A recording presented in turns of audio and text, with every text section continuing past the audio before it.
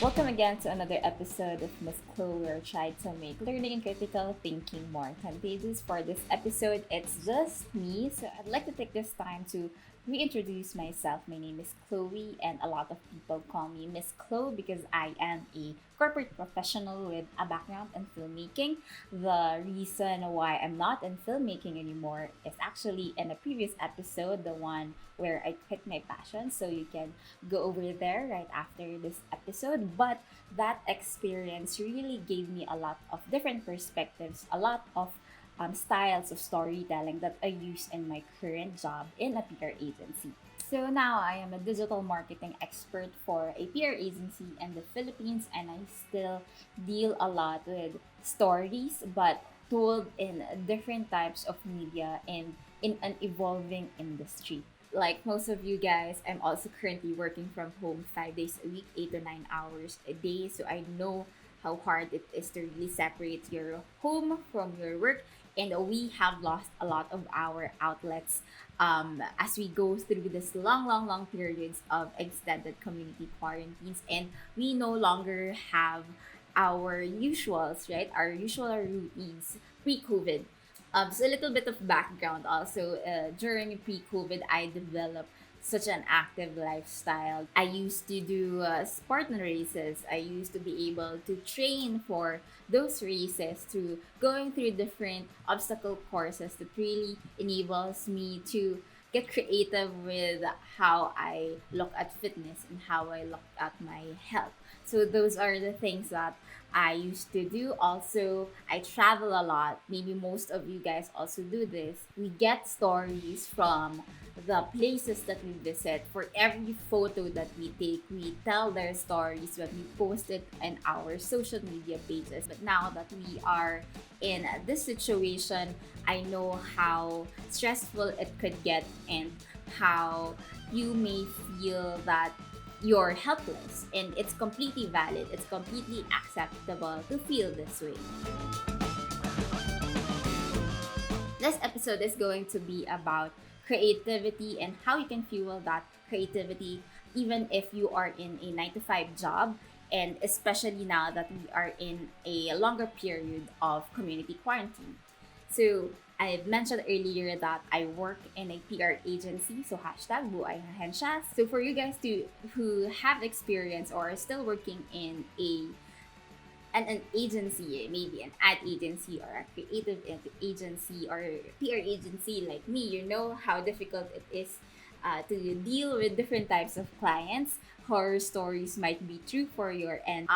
Agencies can really suck the time out of your personal life, but that doesn't mean that you can't have a life outside of your work. It's hard. It's really hard, especially dealing with a lot of deadlines, a lot of outputs to really, service your clients well. But you won't be able to achieve fulfillment in life if you're all work and no play, as the famous saying would go.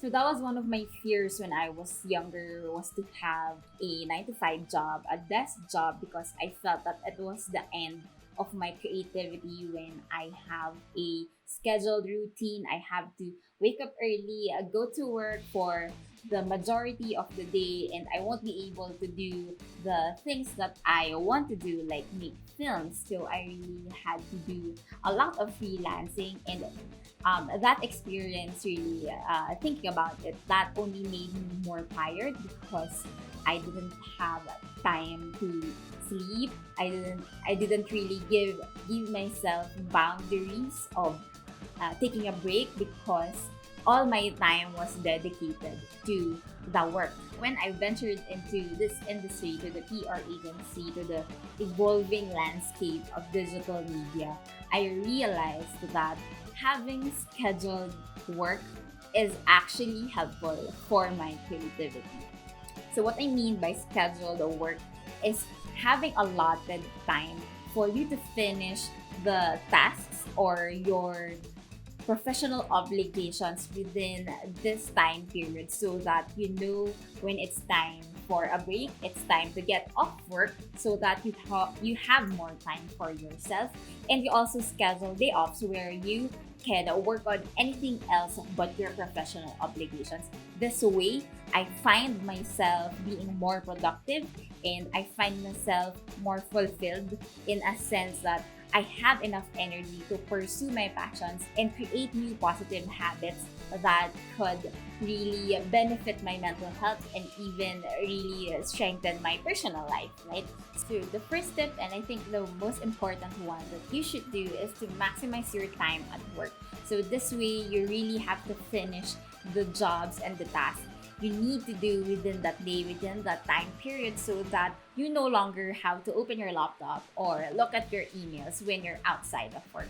This way, you really set your boundaries on your work life and your personal life, and this way you can recharge and really revitalize for the next days ahead. So a sub tip that I could give you for this is that you also have to take your breaks even if you are maximizing your time off at work. So don't skip your lunch breaks because that's how you really get tired or you get sick, or that's how you really burn out fast. So take your breaks. I know that it's hard for us to keep track of time because we don't have triggers, we don't have office mates telling us that's already lunchtime. So you still need to have those lunch breaks, those breaks, even if you're working from home. Tip number two, note the simple things that makes you happy or the things that excite you. It could be as simple as watching a documentary, watching Netflix, or reading a book, or shopping for plants. Because you'll never know which of these would spark your creativity and fuel your passion, and you'll also never know which of these creative outlets can spark opportunities in the future. Tip number three would be have a team. Find your people. Basically, this is the best way to really make things contagious.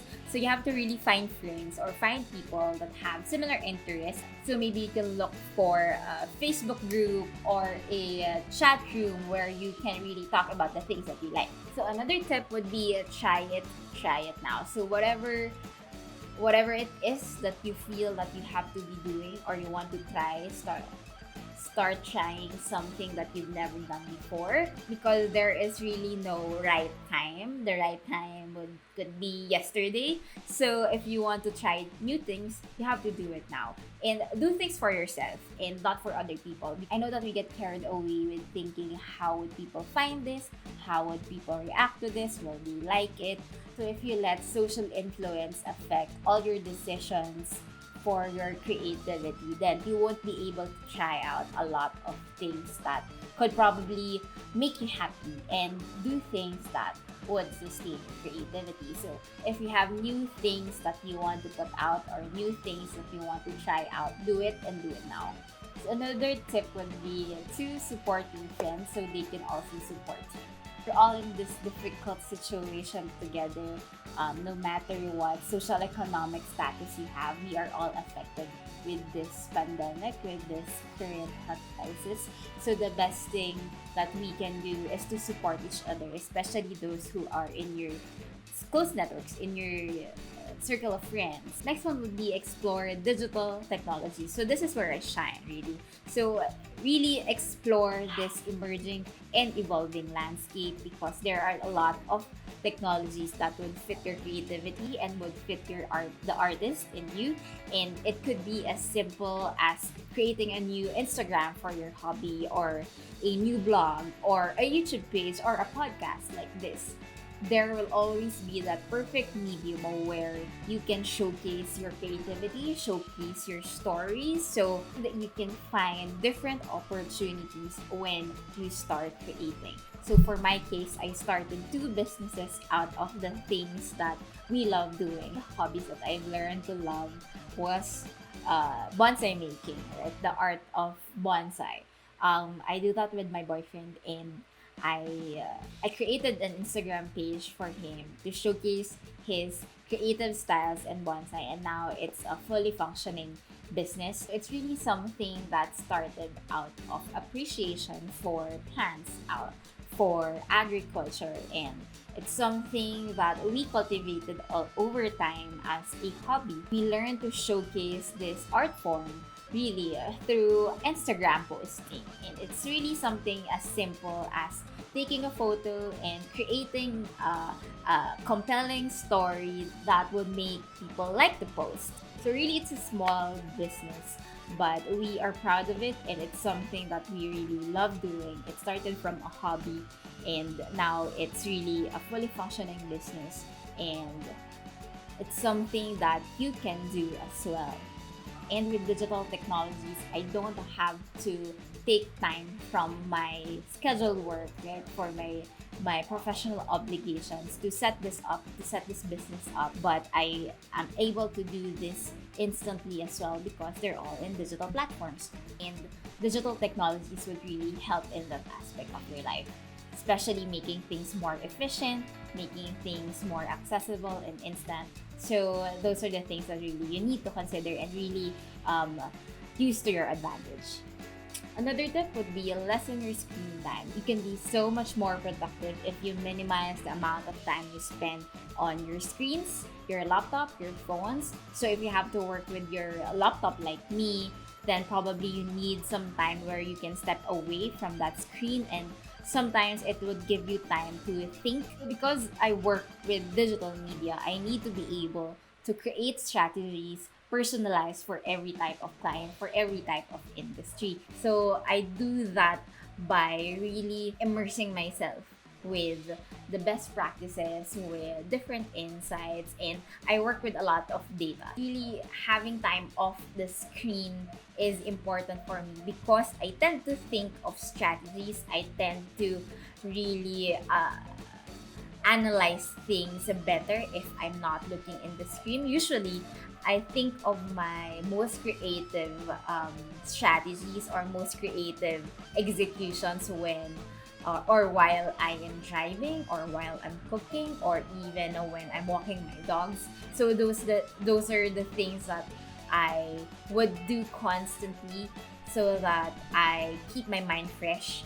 The last tip that I have for you is to actually use your creativity for the benefit of others. Maybe as simple as an artwork that would show appreciation for our frontliners. And while we are in such a volatile environment and plans for this health crisis is currently blurred, I know that it gets harder to take care of your mental health. It could be so much more helpless now, and it's hard to be creative. But in these times of hardships, we need more of your creativity. We need more of your fuel and your passion to create.